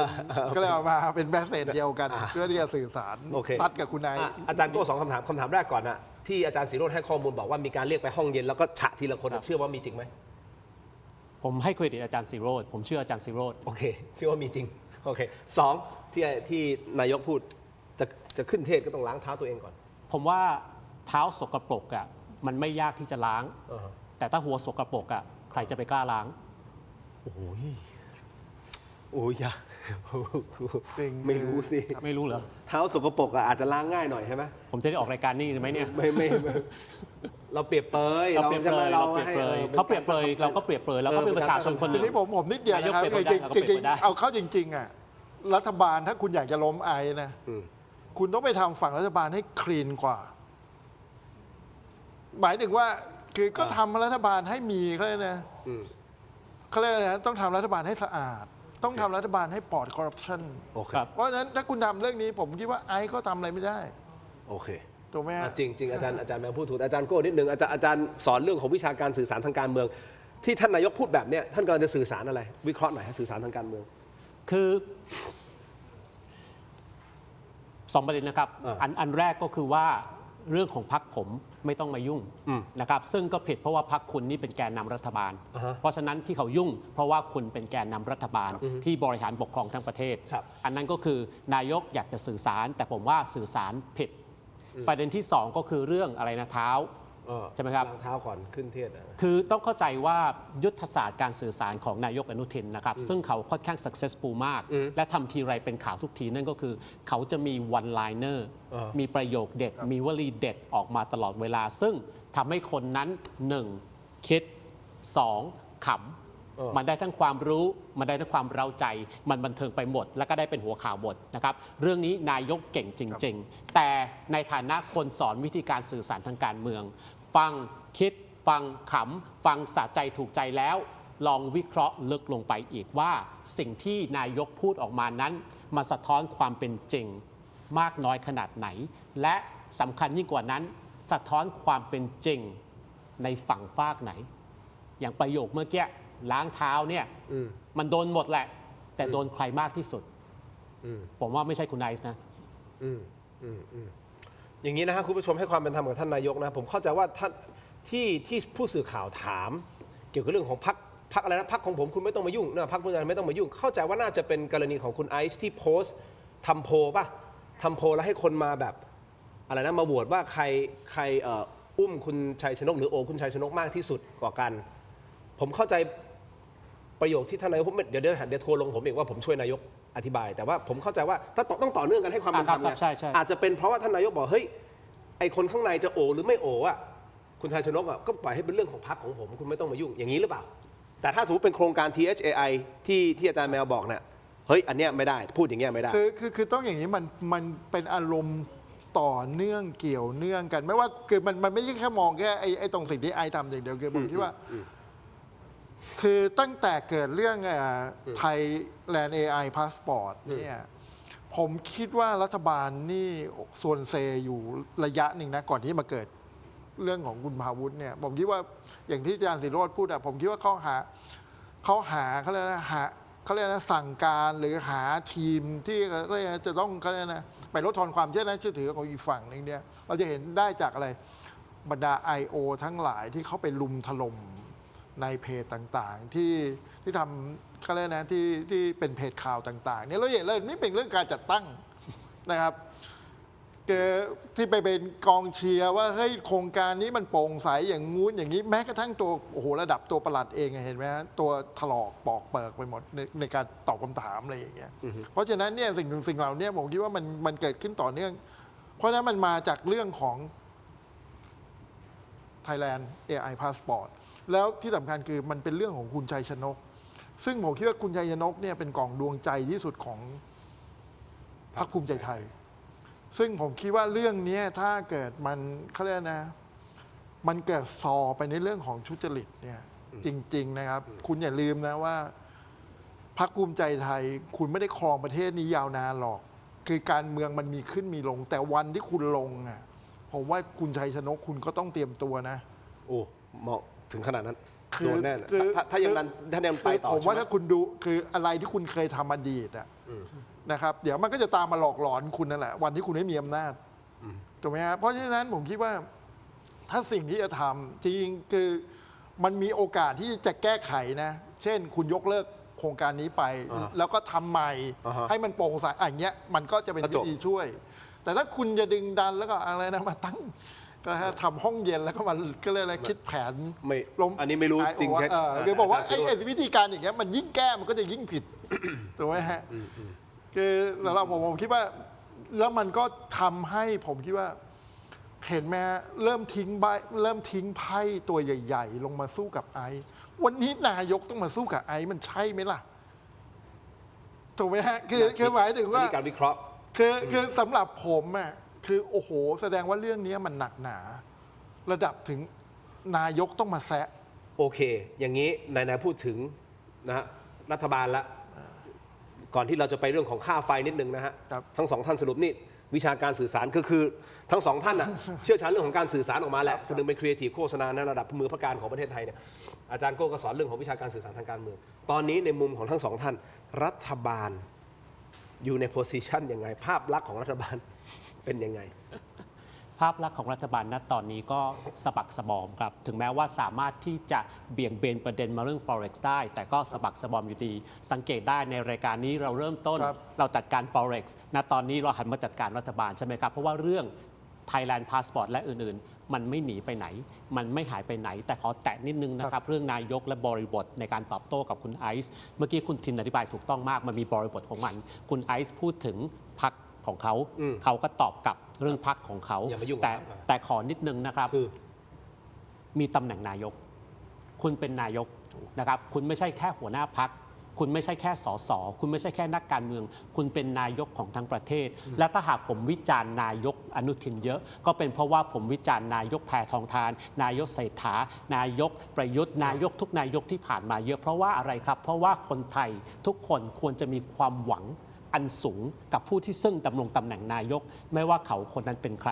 เพราะฉะนั้นเราถึงวิจารณ์ว่าเฮ้ย ครับ คุณไอซ์ว่าอย่างนี้ก็ว่าไปแต่นายกคุณคือนายกอันนี้สำคัญอย่างมาก ครับ เรากำลังวิจารณ์ตำแหน่ง ครับ เราไม่มีความ ถูกต้ โก อง รธ เลยครับ เคือง ถูกต้อง ส่วนตัวกับตัวท่านนายกนะฮะ คุณอนุ แต่เนื่องจากว่าทุนอนุทินสวมหมวกเป็นนายกรัฐมนตรี เคยเจอคุณอนุทินไม่มีใคร nice และ friendly เท่าคุณอนุทินแล้ว นั่นคือคุณอนุทินคุณอนุทินจะเป็น best friend จะเป็น big brother แต่เราวิจารณ์นายก ครับ ผมเคยได้ยินประโยคนี้หลายครั้งแล้วนะครับว่าจริงๆตัวจริงของท่านนายกเนี่ยเป็นคนน่ารัก น่ารักมาก น่ารักมากดีมาก แต่ผมวิจารณ์นายก ชัดเจน นายกเอาทีไหม ไป สะบักสะบอมใช่ไหมตอนนี้รัฐบาล สะบักสะบอมครับ อาจารย์แมวคิดว่าไงฮะ ก็ ภาพลักษณ์ของตอนเนี้ยของรัฐบาลตอน คือ เนี้ย ภาพลักษณ์ตอนเนี้ย ผมพูดตรงว่าตกต่ำนะครับ เพราะว่าจริงๆ ด้วยความที่ติดลบมาอยู่แล้วทีนี้ผมคิดว่าถามว่าตกต่ำเรื่องอะไร แน่นอนมันมีปัญหาอยู่หลายเรื่อง ไอ้ Thailand AI Passport ก็เป็นเรื่องหนึ่งในนั้น แต่ผมคิดว่าเรื่องที่มันใหญ่มากคือเรื่องของเศรษฐกิจนะครับจริงๆคือชาวบ้านคือเศรษฐกิจวันนี้เราต้องยอมรับว่าเศรษฐกิจไม่ดี ไม่ดีทั้งในระดับรากหญ้าไม่ดีทั้งในระดับ SME แล้วก็จะลามขึ้นไปในธุรกิจใหญ่ๆนะครับนี่ที่ผ่านมาตั้งแต่ไอ้สงครามอ่าวในช่องแคบฮอร์มุสมาจนถึงวันนี้ผมคิดว่ารัฐบาลยังไม่ได้แก้หลายๆเรื่องหรือไม่ได้แก้แล้วยังไม่ได้ตอบเขายังไม่ตอบ ไม่ตอบโจทย์ใน ตอบโจทย์ กับปัญหา ชีวิตของคนนะอย่างเช่นเรื่องของราคาพลังงานอย่างเงี้ยมันคือมันเกี่ยวเนื่องเกี่ยวมาอยู่เพราะฉะนั้นผมคิดว่ายิ่งถ้ารัฐบาลเล่นการเมืองมากเท่าไหร่นะครับ แล้วก็แต่ละโครงการที่เสนอมาแล้วไม่มีความโปร่งใสสอบไปในเรื่องของความทุจริตเนี่ยมันจะยิ่งเป็นตัวซ้ำว่าเฮ้ยรัฐบาลเนี่ยจะมีภาพลักษณ์ของถ้าเป็นภาษาชาวบ้านก็คือว่าภาพลักษณ์ของการกอบโกย คือซึ่งอันเนี้ยผมคิดว่าเราสัมผัสได้จากชาวบ้านทั่วๆไปที่รู้สึกนะครับ อันนี้สำคัญที่สุด เพราะว่าผมคิดว่าส่วนไอ้การตอบโต้อะไรก็แล้ว แต่ของนายกเนี่ยเอาเข้าจริงๆเนี่ยผมไม่อันนี้พูดในฐานะคนทำสื่อสารนะผมว่านายกอย่าไปเล่นเลย เพราะอะไรไหมฮะคือยิ่งไปสื่อสารอย่างเงี้ยเท่าไหร่เนี่ยผมว่าไอ้เรื่องการที่แกทำตัวน่ารักเนี่ยดีแล้ว แต่ควรจะทำตัวน่ารักในแง่ของเขาเรียกนะผลสุดท้ายเราต้องไปช่วยประชาชนต้องไปช่วยมากกว่าจะเขาเรียกมาตอบโต้แล้วก็ปิงปองกับฝ่ายค้าน ซึ่งผมคิดว่า โอ้โหมันถ้าผมเป็นนายกผมก็ควรจะเรียกมาด่านะว่าเฮ้ยมึงเป็นสิบคนทำอะไรกันวะคือจะต้องให้กระบี่มือหนึ่งระดับนายกรัฐมนตรีมาจัดการเลย คืออย่างนี้นะคุณผู้ชมทุกประเทศอะถ้าเศรษฐกิจดีประชาชนอยู่ดีกินดีเนี่ยนั่นคือสิ่งที่สำคัญที่สุด ใช่ ปากท้องของประชาชน ใช่ คือสิ่งที่สำคัญที่สุด ใช่ ไม่ว่าคุณจะรัฐบาลไหนไม่ว่าจะเป็น ถูก ประเทศไหนก็แล้วแต่บนโลกใบนี้200 กว่าประเทศเนี่ยคุณไปดูเลยถ้าเศรษฐกิจดีประชาชนอยู่ดีกินดีจบแต่ตอนนี้มันเป็นอย่างนั้นหรือเปล่าสะท้อนออกมาหรือเปล่าคุณผู้ชม ใช่ ลอง คือผมว่ามันมีงานที่ท้าทายรัฐบาลอยู่อีกหลายเรื่องครับ เพราะว่าจริงๆคือเรื่องเศรษฐกิจนี้เป็นเรื่องใหญ่ที่สุด ใช่ครับอ่ะอย่างนี้นะฮะผมขออนุญาตไปที่บินค่าไฟกันนิดนึงนะฮะกลายเป็นประเด็นที่มันงงๆกันทั้งประเทศอะ อย่างนี้นะฮะ เอาอย่างนี้ บินค่าไฟแฝงเขาบอกยัดไส้ค่าไฟ นะไฟทางกับค่าสูบน้ำเฮ้ยคุณเอกนัทพร้อมพันธ์รัฐมนตรีว่าการกระทรวงพลังงานออกมาเปิดเผยสูตรโกงเงียบเขาใช้คำนี้เหรอโกงเงียบที่แอบทำกันมาเป็น10 ปีนะฮะคุณผู้ชมโดยระบุว่าวันนี้บินค่าไฟที่ประชาชนจ่ายมีการแอบบวกยัดไส้ค่าไฟฟ้าแสงสว่างสาธารณะพวกไฟหลวงไฟตามถนนหนทางและตรอกซอกซอยนี่แหละครับคุณผู้ชมคิดเป็นมูลค่าสูงถึง 15,000 ล้านบาทต่อปีเมื่อครู่นี้อินเสิร์ตมีรายการผมอีกอันนึงเหรอครับเงินทองของจริงเศรษฐกิจรายการนี้ควรจะดูนะฮะเป็นรายการอีกอันนึงที่เราทำให้กับช่องวันนะครับควรจะดูนะครับเป็นรายการที่เราพูดถึงเศรษฐกิจให้เข้าใจง่ายเงินทองของจริงไหนๆก็ไหนๆแล้วโปรโมทรายการอีกอันนึงเลยนะฮะคุณผู้ชมเขาบอกว่ามูลค่ากว่า 15,000 ล้านบาทต่อปีความแยบยลก็คือว่าการไฟฟ้าไม่ได้เขียนแยกรายการระบุชัดเจนแต่แอบนำไปบวกรวมเนียนๆเอาไว้ในหมวดค่าความสูญเสียที่ไม่ใช่เชิงเทคนิค non technical loss ซึ่งทำให้ประชาชนต้องแบกรับภาระเพิ่มขึ้นโดยไม่รู้ตัวเฉลี่ยถึง10 สตางค์ต่อยูนิตเดี๋ยวถามทั้งสองท่านคิดเห็นอย่างไรผมขออนุญาตตรงนี้นิดนึงฮะครับขอมอบของก่อนเราสปอนเซอร์เราจะอยู่ได้ก็ต้องมีสปอนเซอร์ใช่ไหมอาจารย์แมวอาจารย์โก้เราเดินหน้าต่อด้วยสปอนเซอร์ชิพต้องขอบคุณมากๆนะครับนี่คือ My Basin เม็ดอมซิงค์พลัสมอบให้นะ ขอบคุณครับ สองท่านนะครับขอบคุณมากๆครับเม็ดอมซิงค์พลัสผลิตภัณฑ์ My Basin จาก Greater Pharma นะครับมี3สูตรที่มีคุณประโยชน์จากวิตามินหลากหลายชนิดครับเม็ดอมซิงค์พลัสวิตามินซีและโคคิวเทนกลิ่นองุ่นมะนาวเม็ดอมซิงค์พลัสลูทีและบิวเบอรี่กลิ่นแบล็คเคอร์เรนต์เม็ดอมซิงค์พลัสเบต้ากลูแคนกลิ่นสตรอเบอรี่นะครับซิงค์มีส่วนช่วยในการทำหน้าที่ของระบบภูมิคุ้มกันและกระบวนการต่อต้านอนุมูลอิสระถ้าเจ็บคอไอหรืออยากเสริมภูมิคุ้มกันนะครับเลือก My Basin จาก Greater Pharma หาซื้อได้ที่ร้านสะดวกซื้อซุปเปอร์มาร์เก็ตและร้านขายยาทั่วประเทศ My Basin จาก Greater Pharma ก้าวสู่60 ปีอย่างมั่นคงและยั่งยืนนะฮะขอบคุณ My Basin ที่อยู่เคียงข้างถกไม่เถียงนะครับขอบคุณมากๆครับจาก Greater Pharma นะครับนี่มาบาซินต่อกันที่นี่คือยาดมสมุนไพรตรามังกรทองจากอ้วยอันโอสถนะครับให้ทั้ง ครับขอบคุณครับ นะครับแต่วันนี้ขอแนะนำครับยาน้ำแก้ร้อนในเขากุยจากอ้วยอันโอสถนะครับบรรเทาไข้ตัวร้อน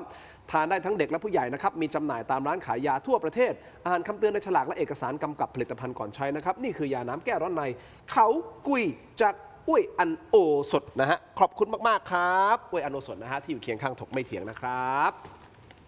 เขากุยฮะของดีครับต่อกันที่ผงปรุงรสรสหนึ่งคุณผู้ชมครับมีให้เลือกหลากหลายรสชาติปรุงอร่อยแน่รสหนึ่งครับไม่ว่าจะเป็นรสไก่รสหมูรสเนื้อนะครับต้มผัดแกงทอดยำหอมอร่อยได้ทันใจครับต้องรสหนึ่ง number one ปรุงอร่อยแน่รสหนึ่งครับโปรโมชั่นพิเศษ1แถม1และโปรโมชั่นสุดคุ้มอีกมากมายครับหาซื้อได้แล้ววันนี้ที่ Shopee Lazada TikTok Gourmet Market Foodland และซุปเปอร์มาร์เก็ตทั่วไปปรุงอร่อยแน่รสหนึ่งครับขอบคุณรสหนึ่งนะครับที่อยู่เคียงข้างถกไม่เถียงขอบคุณมากๆเลยนะครับเอาละวันนี้วันที่ 23 มิถุนายนนะครับเหลือวันนี้ 23 24 25 3 วันนะฮะคุณผู้ชมครับโปรโมชั่นดีๆนะสำหรับสายช็อปออนไลน์กับโครงการไทยช่วยไทยนะครับที่รวบรวมเอาสินค้าเด็ดนะฮะจากผู้ประกอบการชุมชนผู้ประกอบการ SME ทั่วประเทศครับตอนนี้กรมพัฒนาธุรกิจการค้าจับมือกับ Thailand Postmart จัดแคมเปญกระตุ้นเศรษฐกิจนะครับแจกส่วนลดกันแบบจัดเต็มครับซื้อ200จ่ายแค่100เดียวครับ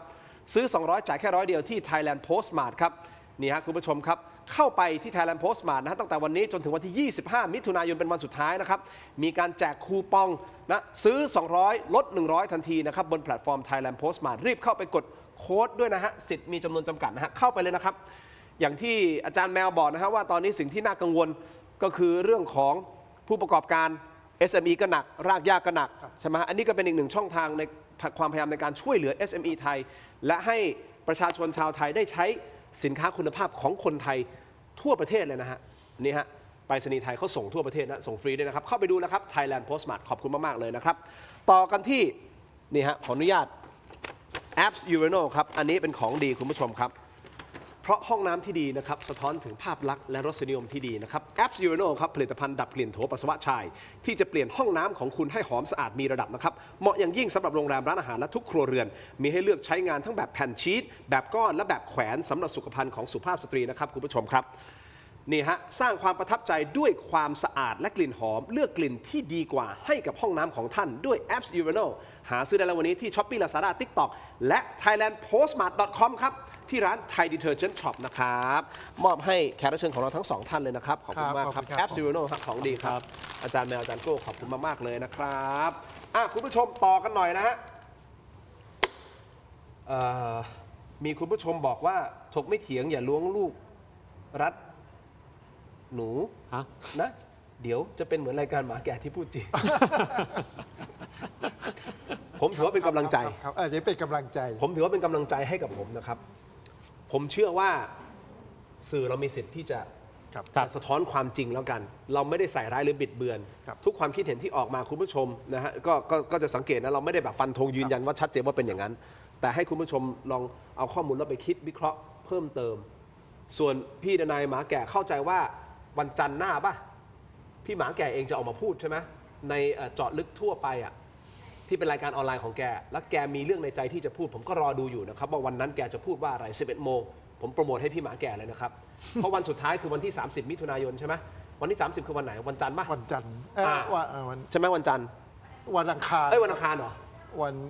วันจันทร์ที่29ใช่30 คือวันสุดท้ายที่พี่หมาแก่จะออนแอร์ 28เลือกตั้งผู้ว่า ใช่28 29 30 พอเสร็จรายการปุ๊บก็ไปฟังพี่หมาแก่นะครับว่าสรุปแล้วในเรื่องราวของพี่แกโดนอะไร เพราะเราก็มีการวิเคราะห์นะว่าโดนบางอย่างที่ เอาละให้แกพูดเองดีกว่า ครับ เราไม่พูดนะครับ เรื่องของค่าไฟดีกว่า เดี๋ยวไปฟังเสียงสะท้อนของพี่น้องประชาชนกันหน่อยนะครับจากจังหวัดขอนแก่นและพิษณุโลกนะครับว่าคุณรู้ไหมว่าโดนค่าไฟแฝงเนี่ยฟังหน่อยครับ เกิดมาจนจะ 47 ปีตกใจค่ะ ไม่คิดว่าประชาชนต้องมาจ่ายค่าไฟให้รัฐบาล นึกว่าเป็นงบภาษีของประเทศไม่คิดว่าประชาชนเป็นคนแบกรับ ตกใจมากค่ะ แล้วก็งงมาก มาแอบเก็บอย่างนี้มันก็ไม่ถูกมั้งมันก็น่าจะให้เรารู้อ่ะเพราะว่าทำอะไรมันก็ต้องให้ประชาชนทุกคนรู้อยู่แล้ว อันนี้เราไม่รู้เหมือนมาขโมยมาแอบของเราอ่ะคือมาลักของเราไปอย่างเงี้ยถ้าบอกว่ามันจะมีค่าไฟแจ้งมาเลยว่าค่าไฟอะไรอ่ะเราต้องจ่ายอะไรบ้างเนี่ยมันก็ไม่น่ามีปัญหาหรอกแค่10 สตางค์เอง นี่ไงฮะคุณผู้ชมครับเป็นบางส่วนเท่านั้นแหละครับ แต่ว่าผมเชื่อว่าประชาชนส่วนใหญ่ก็จะรู้สึกว่าเฮ้ยมายังไงวะเอาละครับคุณผู้ชมคุณเอกนัทพร้อมพันธ์นะฮะท่านรัฐมนตรีว่าการกระทรวงพลังงาน ซึ่งหวังว่าท่านจะให้เกียรติรายการเราสักวันหนึ่งนะฮะมาพูดคุยกันนะฮะคุณผู้ชมไม่ได้คุยกันกับท่านนานแล้วนะฮะตั้งแต่เป็นรัฐมนตรีอุตสาหกรรมนะครับท่านสั่งเบรกครับเบรกโมเดลเก็บค่าไฟสูตรเดิมและเตรียมเสนอครม.บังคับให้ติดตั้งมิเตอร์แยกบัญชีไปเลยแยกบัญชีให้กับไฟหลวงให้ชัดเจนและให้หน่วยงานรัฐเช่นกรมทางหลวงหรือท้องถิ่นไปตั้งงบประมาณมาจ่ายเองเพื่อลดราคาค่าไฟให้ประชาชนทันทีนะครับ1แต่มันพีคหนักไปกว่านั้นฮะเมื่อคุณพรเพิ่มทองศรีประธานกรรมาธิการพลังงานวุฒิสภาสวนะครับออกมาตั้งโต๊ะแถลงสำทับต้นทุนแฝงครับแถลงสำทับต้นทุนแฝงครับว่าในบินค่าไฟประชาชนนอกจากจะมีค่าไฟทางหลวงแล้ว ดันมีค่ากระแสไฟฟ้าของระบบสูบน้ำป้องกันน้ำท่วม ครับ คือ เดี๋ยวมันแฝงอะไรเยอะแยะวะเนี่ยเดี๋ยวแป๊บนึงพี่แหม่มแป๊บนึงเขาบอกว่าค่ากระแสไฟฟ้าของระบบสูบน้ำป้องกันน้ำท่วมแฝงเข้ามาอีกด้วยคุณผู้ชมวันนี้ท่านนายกอนุทินพูดเรื่องนี้ด้วยนะฮะท่านพูดว่าอย่างไรกับเรื่องนี้เดี๋ยวฟังแล้วเดี๋ยวจะมาฟังทั้งสองท่านวิเคราะห์นะมาฟังครับ อย่าเพิ่งไปบอกว่าจะทำยังไง แต่ว่าถ้ามันเป็นภาระประชาชนจริง ซึ่งตอนนี้เรากำลังไปตรวจสอบอยู่ ถ้ามันเรายังไม่รู้นะอันนี้คือดราม่านะอย่างที่น้องว่ายังเป็นดราม่าอยู่ว่ามันจริงหรือไม่จริงยังไงนะครับ ถ้าจริงเราก็ไม่ให้ประชาชนรับภาระอย่างแน่นอน มันเป็นค่าใช้จ่ายที่เปรียบเสมือนเป็นภาระที่สองการนี้ต้องรับเอาไว้ อันนี้ก็ว่ากันไป แต่ถ้าบอกว่าตรงนี้ไม่ใช่ละครับ เราก็เลยมาเพิ่มค่าไฟตรงนี้แล้วก็ไปคิดกับพี่น้องประชาชนอย่างเงี้ยตอบได้เลยว่าไม่ได้ ต้องแก้ให้แน่นอนนะครับท่านเอกนัทพูดเพราะว่าได้รับน้องจากผมเนี่ยนะงงไหมฮะอาจารย์แมวอาจารย์โก้เอาอย่างนี้ก่อนที่จะไปเดี๋ยวเอาอินโฟกราฟิกขึ้นมาคุณผู้ชมฮะเดี๋ยวไล่อินโฟกราฟิกนะกรรมาธิการพลังงานวุฒิสภาที่บอกว่าทุนค่าไฟเนี่ยแฝง4ตัวเก็บจากประชาชนเอาขึ้นมาเต็มๆเลยเดี๋ยวจะดูว่ามีอะไรบ้างค่าความพร้อมจ่ายโรงไฟฟ้ามาจากสัญญาซื้อขายไฟฟ้าที่ภาครัฐทำกับโรงไฟฟ้าเอกชนฮะอันที่2ครับค่าภาระนโยบายส่งเสริมพลังงานหมุนเวียนฮะสัญญารับซื้อพลังงานหมุนเวียนในอดีตครับ3ครับค่าไฟฟ้าสาธารณะและการอุดหนุนข้ามกลุ่มฮะอันนี้แหละครับคือพวกไฟทางหลวงและระบบสูบน้ำป้องกันน้ำท่วมค่าที่4คือภาระหนี้สะสมจากการตรึงค่าไฟในอดีตฮะนี่คือประธานกรรมาธิการพลังงานวุฒิสภานะครับท่านพรเพิ่มทองศรีออกมาให้ข้อมูลนะครับตกใจ40 ปี เขาบอกตั้งแต่ปีแล้วนะปีเกือบ40 ปีอะตั้งแต่ปี 30 มั้ง 2530 ก็เห็นตั้งแต่ยุคพลเอกเปรมใช่ไหมฮะ ใช่ตั้งแต่ยุคพลเอกเปรม ครับ แสดงว่าเราจ่าย มตลอด 15,000 ล้านบาทต่อปี 30 ปีแล้วมั้งเนี่ย เราไม่รู้ตัวมาก่อน ครับ 15,000 ล้านนะค ครั รับ บ เก็บจากประชาชนนะ 15,000 ล้านต่อปี ต่อปี ใช่ไหมต่อปีโอ้โห 15,000 ล้านต่อปีทำอะไรได้อีกเยอะบ้าง ครับ ประชาชนน่ะไม่เคยรู้มาก่อน พี่แมวคิดยังไงฮะ คืออย่างนี้นะครับคือผมเชื่อว่ารัฐเองอ่ะก็จะคือสมมุติถ้าแก้เรื่องเนี้ยมันก็จะต้องถามว่าแล้วใครจะเป็นคนจ่ายคนต่อไป คือเช่น โอเค สมมุติค่า ท้องถิ่นไงก็ให้ท้องถิ่น เช่นค่าไฟฟ้าระหว่างทางเนี่ย เช่น ทางหลวง จะทางหลวงจะคมนาคม หรือจะท้องถิ่นหรือจะอบตในแต่ละ คือผมคิดว่าต้อง เอาให้ชัด ไปคุยอีกต้องไปเอาไปชัดอีก เพราะว่าผมคิดว่าผลสุดท้ายอ่ะถ้าคุณจะหักจากตรงนี้ออกไปอ่ะไอ้ค่าใช้จ่ายก้อนเนี้ยมันจะต้องเขาเรียกนะเงินก้อนเนี้ยมันจะมาจากไหน ใช่ไหมที่ต้องมาจ่าย เพราะผมไม่ค่าไฟมันก็คงไม่ฟรีถูกไหมฮะ มันก็ต้องมีคนจ่ายละ มันต้องมีคนจ่ายแต่คือคำถามคือว่าแล้วใครจะเป็นคนจ่าย ก็ ใช่ไหม ท่าน ท้อง ท่านเอกนัทก็บอกไงก็พวกกรมทางหลวงก็จ่ายเดี๋ยวท้องถิ่นก็ตั้งงบประมาณมาจ่ายเองเพื่อลดราคา ครับ ค่าไฟ แต่ว่า ให้ประชชน แต่ว่าเรื่องนี้เป็นเรื่องดีคือผมคิดว่าคือมันก็ควรจะเขาเรียกนะไอ้พวกต้นทุนแฝงกับชีวิตประชาชนเนี่ยผมรู้คือมันควรจะต้องพูดให้ถูกต้องอะว่าเอ้ย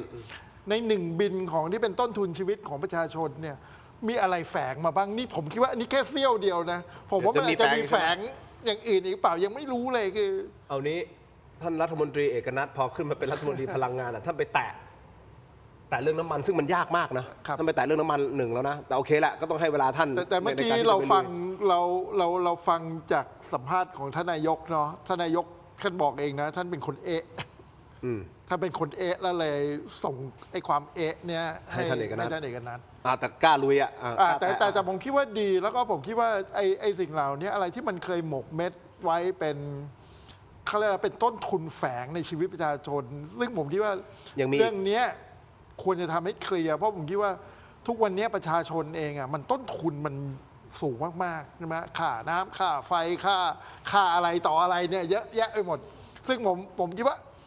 ก็ดีถ้ารัฐบาลจะทำเรื่องนี้นะผมก็เชียร์นะครับ เชียร์อาจารย์โก้อยากได้เงินคืนไหมในอดีตที่ผ่านจ่ายค่าไฟมา 30-40 ปีอ่ะ คือผมฟังทั้งเรื่องแล้วผมรู้สึกเศร้ามากนะครับ เศร้าเรื่องอะไรฮะ เกิดมาเป็นคนไทยนี่เราโดนปล้นตั้งแต่ ถู เกิ ก ด อุ้ย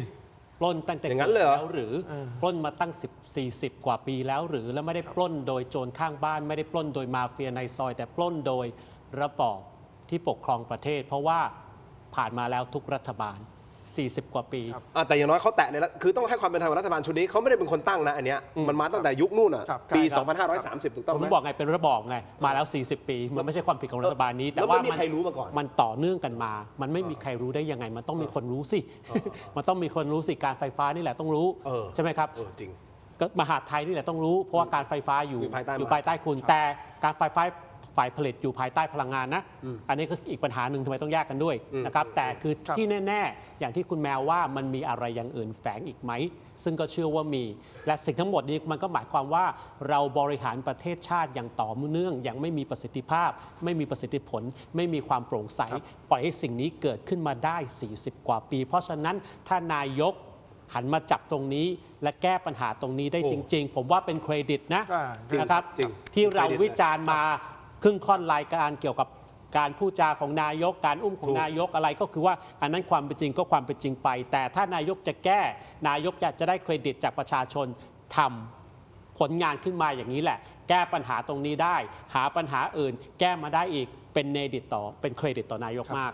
อันนี้เห็นด้วยเลยครับ เพราะจริงคือถ้านายกจะทำเรื่องนี้หรือให้จริงๆสักทีคือไอ้ที่เป็นต้นทุนแฝงชีวิตเราเนี่ย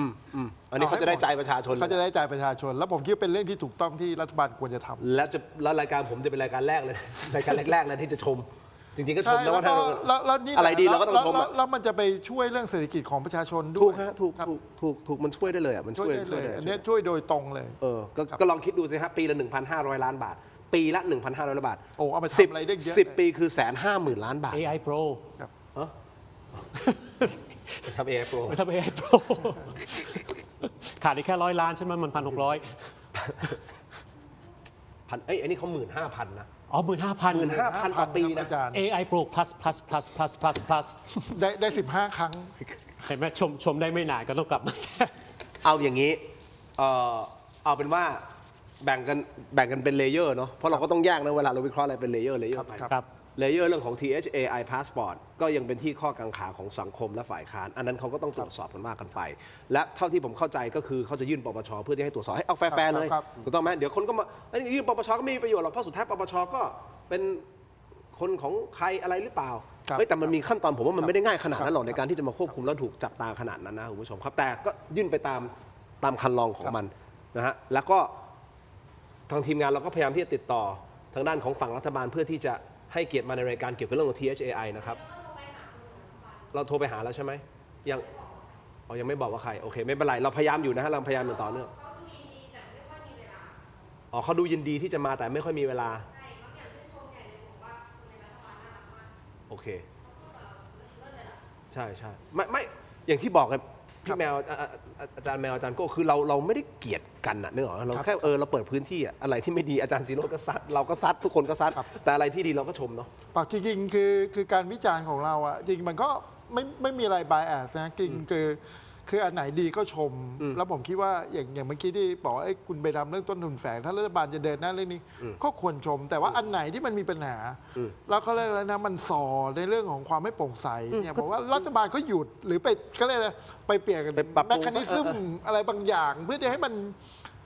เดินหน้าต่ออะไรอย่างเงี้ยผมคิดว่าไอ้สิ่งเหล่านี้มันก็เป็นอย่างที่บอกเราก็เอาประโยชน์ของประเทศชาติเป็นตัวตั้ง ถูกครั เนาะ บถูก คือเราไม่ได้เราก็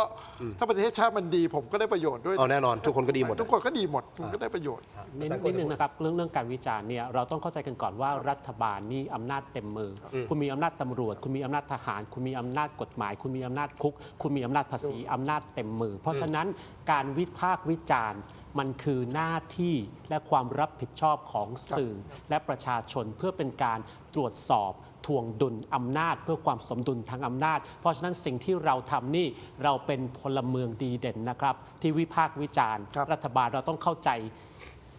ปรัชญาของการมีประเทศการมีสังคมก่อนเพราะฉะนั้นไม่ต้องห่วงไม่ต้องอายเรื่องวิจารณ์นะครับเราทำหน้าที่ประชาชน คุณผู้ชมท่านหนึ่งคอมเมนต์เข้ามาขอบคุณมากนะครับเขาเขียนว่าอาจารย์ยิ่งศักดิ์เราเว้นวรรคหมาแก่เราเว้นวรรคต่อไปรายการ question mark